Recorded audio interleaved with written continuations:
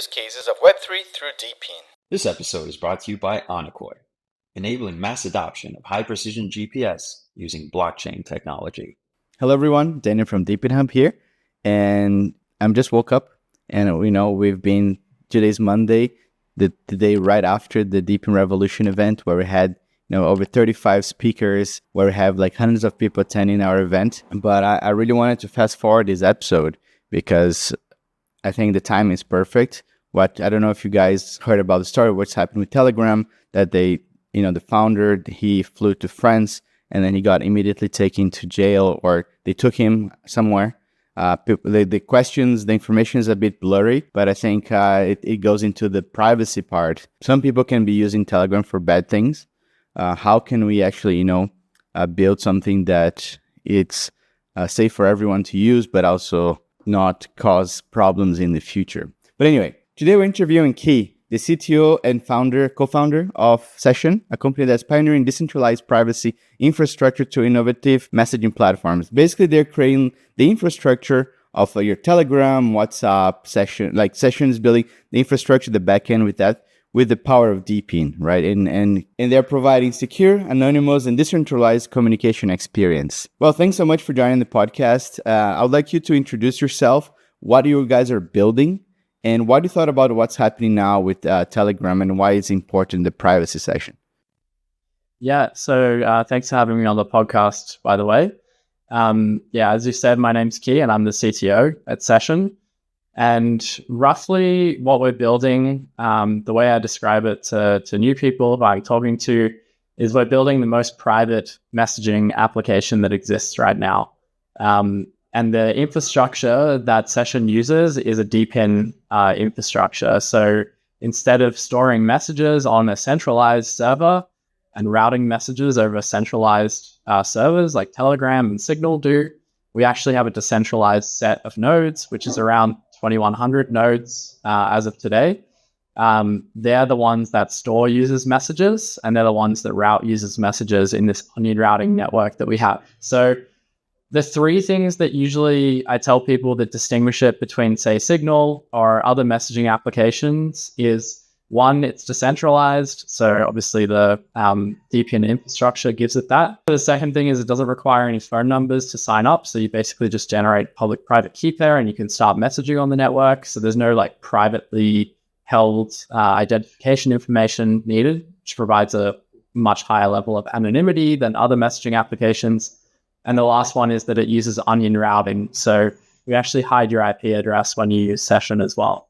Neither Telegram nor Signal do those kinds of metadata obfuscation techniques. So that's how I usually distinguish it between what is out there right now and what we have on Session. And it's an app. You can just download it from any of the stores. So it's on the Play Store, it's on the App Store, and it's on desktop as well. So it's available for all platforms, and you can link all your devices together and stuff. Has all commonly known features about messaging applications. In terms of what has happened to Pavel right now, which is very topical, obviously it just happened over the weekend, I'd still say we don't know all of the details yet, because he was arrested, he flew into France and was arrested immediately, but they haven't actually charged him with anything yet. So when he gets charged, which according to French law has to be within 96 hours of your initial detention, I think then we'll have a much better idea of what he is actually facing and what the complaint is from the French government. He may also be released as well. Maybe they just wanted to bring him in for questioning and kind of scare him a bit. But it's really hard to know. I think it's a concerning direction, though. From my perspective, Telegram is operated a bit differently from Session in terms of that they have more access to user data and they have more control over moderation. So they do have to answer some questions that we don't necessarily have to answer because we don't have access to the data. But it's still a concern that someone who is running an app and developing an app could then become responsible for the people who use the application. To me, Telegram is like a carrier service, essentially. And you don't arrest the mailman for delivering something that's a malicious mail or something like that. So I think it's really going down that route, and I don't like the direction that we're going in there. I think there's other ways to tackle this and improve messaging applications without having to arrest the people that actually build them. Yeah, no, that makes a lot of sense. I think that the middleman analogy is very good. Someone does something illegal on the internet, you don't find the ISP as well, right? What was the main inspiration for starting this project? Like, what came to your head? Like, okay, I'm going to start building a decentralized chat communication platform. Yeah, so we actually started the project quite a while ago in 2018. And during that time, we were very inspired by other decentralized privacy technologies. So you had stuff like Tor out there, and then you had stuff that was, just coming out with like blockchain incentive mechanisms. So Ethereum and Bitcoin obviously were starting to gain steam around 2017, 18. We really thought, okay, there's an interesting model here where we could mix the financial incentives of Ethereum or Bitcoin, where you have an incentive to run a node, and that node is validating blockchain network, essentially. And we could combine that with something like Tor, where you have this network of nodes, which is running altruistically, which provides like routing services to the Tor network. We thought it would have some very interesting qualities if we combined the incentivization and added that to the kind of the routing and network layer. So by running a session node, you can earn incentives or rewards for routing people's data and storing people's messages. So you're not just running a node that validates the blockchain, you're also actually providing a valuable service to session users.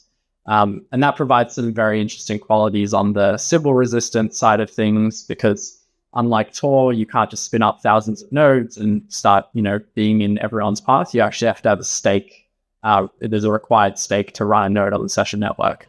So I think the inspiration was really by looking at other technologies which were pioneering in that space and offering more privacy and decentralization to users, and then taking the crypto model and applying it to that to try and build this incentive model. And obviously your viewers will be aware of like how that works in DePIN, and it can create these really strong networks which grow and expand to demand as well.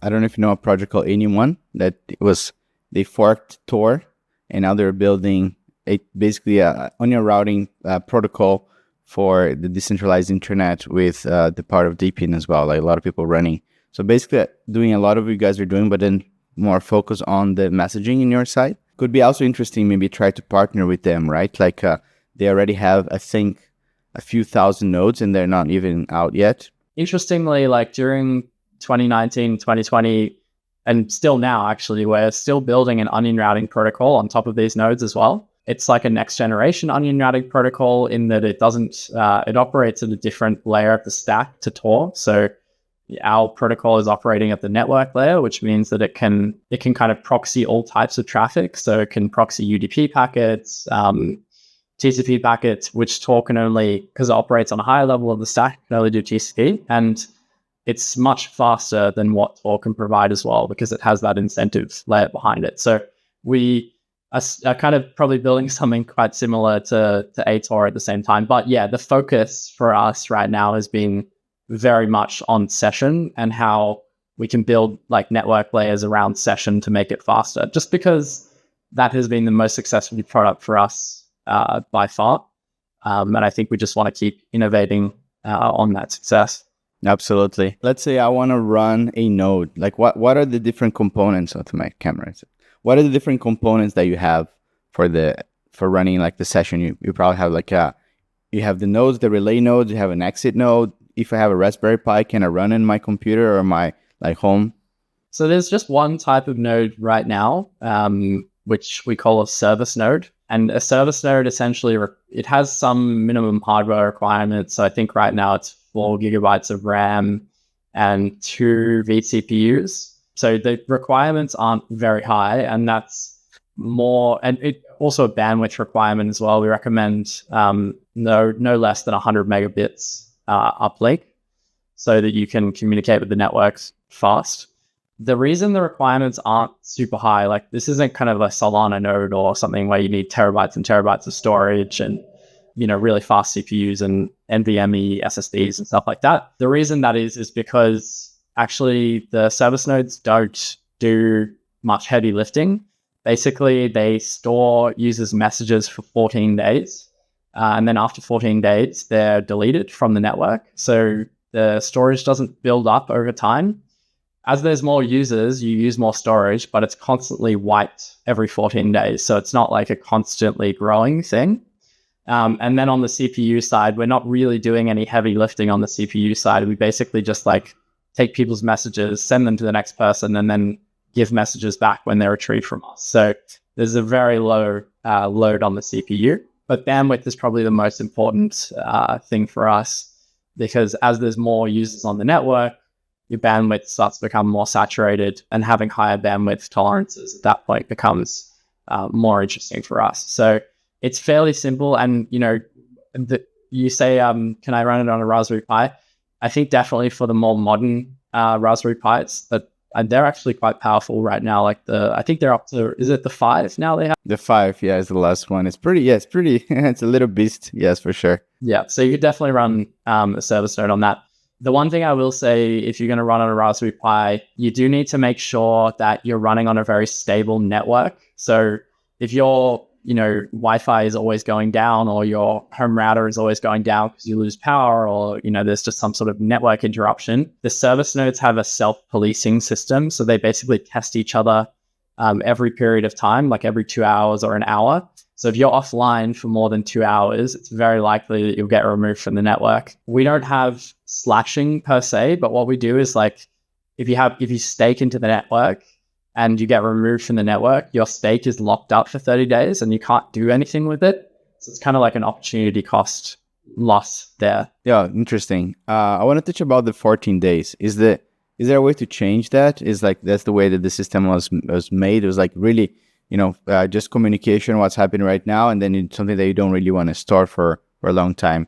Because I'm just like looking with the hat of a user, right? And also, who is the right user for session? Because like, for example, I was using Android for many years. I switched to iPhone with a WhatsApp issue that you cannot back up for different systems. I lost a lot of the messages. One thing that I like on the user experience on Telegram is that I can run on multiple devices. Everything's backed up, which is good for practicality, but it's definitely not good for privacy, right? Because you have the pictures, you have things, everything's stored in Telegram servers. What was the thought process for those 14 days, and if you can change that? Yeah, so I think it's a bit of both of the things that you're mentioning there. So obviously, like, there is a privacy element to it. Like, ideally, we don't want all of the, like, basically when you use Session, you're assigned a swarm, which is a collection of 5 to 7 nodes out of the 2,000 nodes in the network, which basically store your messages and a bunch of other people's messages as well. So on that side, like, we don't want your swarm to be storing messages forever. Otherwise, they will essentially become like a bit of a honeypot of user data, even though it's encrypted, end-to-end encrypted data, and then it lacks the same metadata as Telegram and Signal. It's still like something that we want to like prevent really long-term storage of. And then I think on the other side, like, we're also considering how do we reduce the node requirements as well. So if you stored it for, say, 365 days or a year or something like that, you would grow the requirements of storage like quite significantly on the nodes. So it wouldn't be able to scale as large as it can.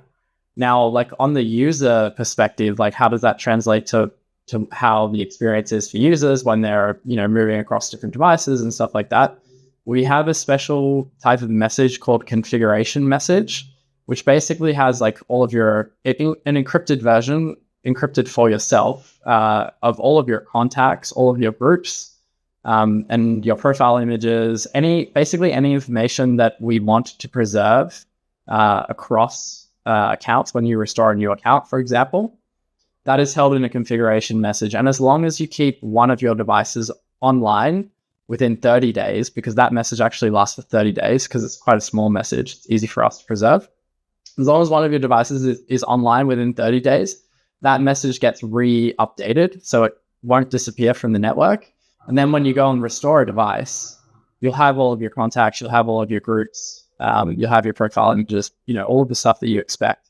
You only have 14 days worth of messages though, so you can lose all the messages with other people. The thing is, the other thing to discuss is like, if you just have a normal device, even though we're clearing stuff from the network every 14 days, it's still stored on your device. So, you can have, I have chats on session that are 3 years old. They're still on my device. They're not on they're not on the network anymore though, because they've been cleared off there. So if you have multiple linked devices and stuff like that, and you're swapping between them, they should all have the same chat messages. It's just like if you if you lose your phone and then restore, then you'll only have your contacts and your groups and all the other stuff. So we've tried really hard to kind of make session feel really natural to users to get past this whole idea of like 14-day storage. And I'd say like when you use session just on a single device, like it feels very seamless, and it doesn't feel like, oh, I've lost my messages because they're 14 days old. Completely understand now. That makes sense. So in a way, you're preserving the privacy because the information is not stored on the server, but is on the phone. That's the thing that I didn't understand before, that I thought that the message on your phone was going to disappear after 14 days. Like, okay.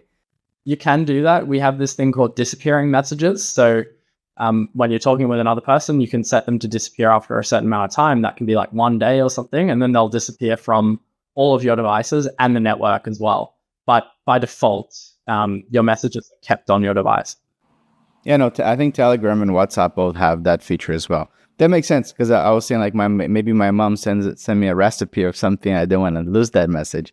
Does it make sense for people then to have like for example, I have a million spare phones that I have like running Uprock, Grass, like a lot of other DePIN projects on them.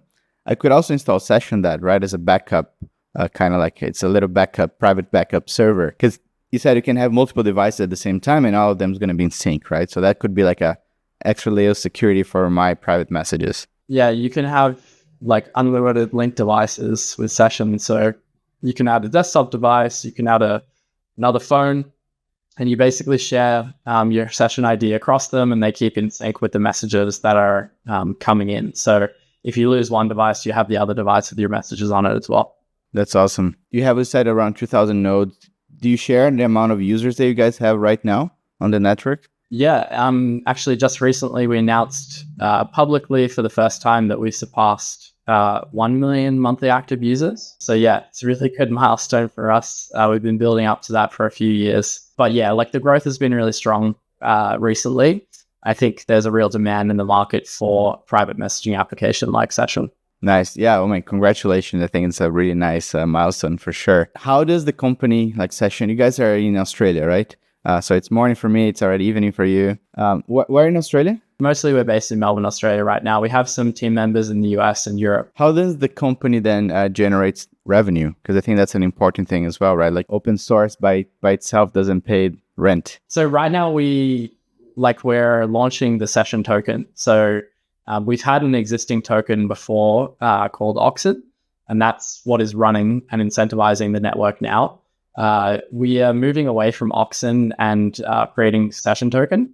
So there'll be a swap there for people who hold Oxen to be able to swap into Session tokens. So there's no one's getting abandoned or anything. We're just moving into a different token model. And we're doing a raise for that token as well. So we'll have money from that side of things. But that's kind of just short-term,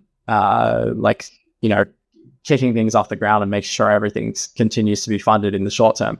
In the long term, the plan has always been to introduce something very similar to Telegram Premium, where you pay $4.99 a month and you get some additional features, which are larger. You can send larger files, you can have larger groups, you get more profile customization, and that will be called Session Pro.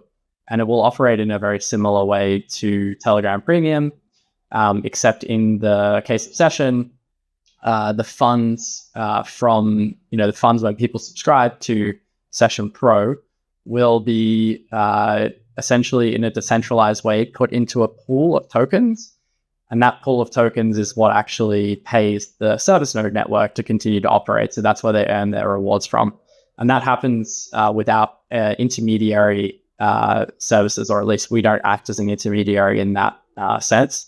there may be third-party payment providers who allow you to pay with like Apple or Google Pay for Session Pro, because we don't want everyone to have to touch the token necessarily if they don't want to. They can just use Session as they were normally, and then they pay with Apple Pay or Google Pay, and then there's a third party that converts that US dollar or fiat into Session token, and then the Session token flows into the pool. So that's one thing that we're doing. The other thing that I think like the Session team is quite excited about is namespaces as well. So Telegram did this really successfully, and they have this this website called fragment.com where you can buy and sell the unique names on Telegram. And I think Session's going to do a very similar thing to that. So we have this namespace, lots of different names in it, and you'll be able to buy unique names there and then map them to your Session ID. So if I want to look you up, I don't need to put in this big like alphanumeric code. I can just put in like a short human readable username to contact you. And those will be sold in a similar way, and the protocol will collect fees from the sale of those names. Amazing. Yeah, and that makes a lot of sense. I think that worked well with Telegram. Like I pay for Telegram Pro, and I really enjoy it, and I think I would do the same thing for Session.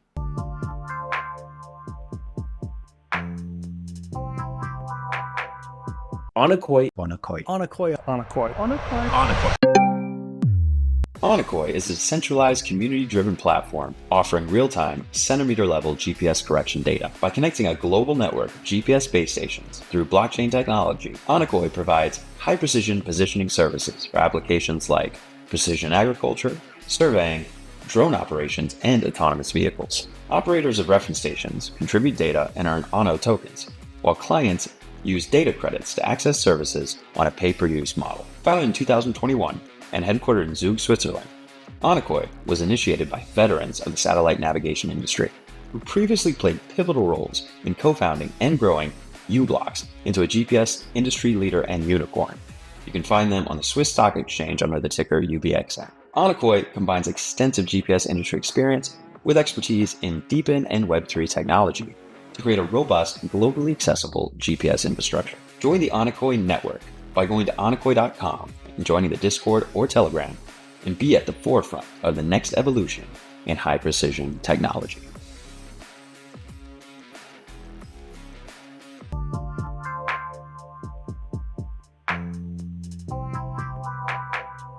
How does Session ensures the services are accessible for like a global audience?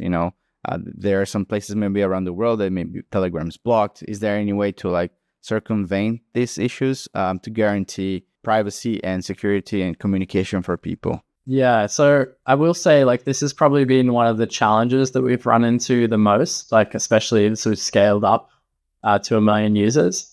Recently, the Russian government blocked Session, and Session is it harder to block than other messaging applications, but it's not impossible. There is essentially a set of 2,100 nodes which route and store all of the messages on the network, and those nodes don't change that much. So they have publicly routable IP addresses, which don't change all of the time. So as a government, you can go and collect all of those IP addresses, and then you can just block them at the national like firewall level. And I think that is what is occurring in Russia. There are several techniques to be able to circumvent that in app. I mean, the easiest way is just you turn on a VPN and you can still use Session. But ideally, people don't have to download a new software to be able to use Session. They can just open it, and no matter what network condition they're in, they're still able to use it. So we're investigating various techniques there. There's some promising ones like domain fronting, where you essentially route the user's connection to something that would have a lot of collateral damage if it was blocked. So, for example, like really popular CDNs are an example of this. So it used to work with Cloudflare. It doesn't work anymore. But because you can basically route the user's data to Cloudflare, and then Cloudflare routes it to the Session network, and then it gets the response and then routes back to the user. And the Russian government probably wouldn't want to block the whole of Cloudflare because, the whole internet uses Cloudflare essentially. So if they were to do that, to block Session, there would be a lot of collateral damage. So Cloudflare doesn't support it anymore, but there's some other CDNs which do. And there's various other techniques that you can use. Domain fronting isn't as popular now as it was before, just because a lot of people know about it now. But there's some more underground techniques that you can use to get past that. It's always a bit of a cat and a mouse situation, though. No, as I can imagine, because I'm just thinking here, everybody just open session, it could work out of the box, but then maybe there's some configuration that you can change the enter node, or something like that, or exit node, something that you can configure on your device. That kind of reminded me, like back in the time, I don't know, like the 2000s, that I used to, first time they started using proxy nodes, like for tunneling before the VPN became something. You have like a list of like proxies, and you try all of them and see which one is working. That could be something to look at as well. Just think out the box, right? Yeah, no. I think that is really a direction that a lot of protocols are going in. So I think Signal recently got blocked in Russia as well. And one of their responses to this was they basically publicized this Docker image, which was a proxy node, which you could run on any service that you had that was, supported Docker container. You would run that, and when you ran it, it would use your IP address. It would then advertise that to Signal users through some sort of back channel that they've established, probably via domain fronting. They got this list to people of nodes, and then you would connect to one of those nodes randomly. That has some challenges in the fact that now the proxy node that you're routing through is actually getting quite a bit of metadata associated to your IP address and stuff, but it's perhaps better than the user not being able to use the service at all. And Tor does an even more advanced version of this, where you can essentially visit a website, and that opens up a WebRTC connection with your computer.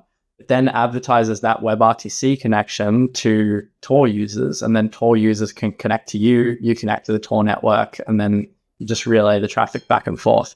The good thing with that is like everyone has browser and can visit a website and just start giving over some of their traffic. So that's called Snowflake, that system, and it's also very cool. So there's definitely some interesting work being done here and something we want to look at in the future. But we're pretty focused right now on just improving the general user experience of the application first before we focus on how do we serve users in really highly censored countries. Although that is something that we think about a lot as well. Yeah, no, absolutely. I think you guys have a lot of work ahead. It's not easy, is what you're building, right? But I'm very excited to start using it. Actually, like, do you already have like people can write bots and then you have like a developer ecosystem or something that's coming up? We don't have a bot system right now, but we are very close. Actually, the thing that I was working on before I jumped on this podcast was testing our first bot for communities. We have a thing similar to Telegram called communities, where you can have these very large channels, which can be read-only, or they can have lots of people in them. Like the biggest ones that we've had were like 10,000 users all speaking to each other. So they operate very similarly to Telegram channels. Like that has always been a challenge to be able to moderate those, especially like against spammers and stuff. So one of the bots that we're developing right now is essentially like a challenge bot, where when you join the group, when you join the community for the first time, you essentially get like a challenge, which could be like, for us, like it's a little image that you have to like, you look at the things in the image and then you react to it, and then it tells whether you're a human or not. But people can customize it to be whatever they want. It could be a math problem. It could be a, quote, or like, it could be anything basically that the user has to answer. So that's actually the first bot that we're developing, and we'll put out hopefully in the next couple of weeks. Oh, that's amazing. Yeah, exactly. Because I'm thinking, actually, when I started with Hotspotty back in 2020, I mean, way before the company started, I started this whole journey by deploying helium hotspots. And then back in the time, we had, I think, 3 hotspots, like, very, very early in the network. And the first thing that I did was like a little Telegram bot that every day it calculated the rewards generated by those devices, and then tell like for me and like my friends that were deploying the devices. And that's how we got started. Like, okay, now we went from Telegram bot to website with 300,000 users to DePIN Hub, and that's where we are right now. So yeah, I think allowing people to build bots is definitely something that's It's quite important, right? You guys still early. On that note, how do you see the project growing for, like 1 year to 5 years?